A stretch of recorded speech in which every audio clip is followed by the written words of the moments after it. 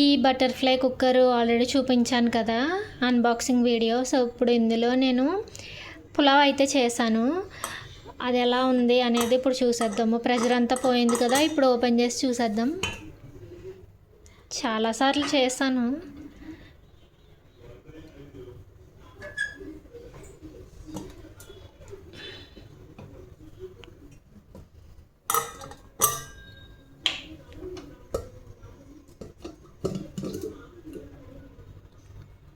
Wow, smell అయితే అదిరిపోతుంది. ఒకసారి కలిపేసుకుందాం. జీడిపప్పులు కూడా వేస్ట్ చేస్తాను అన్నమాట.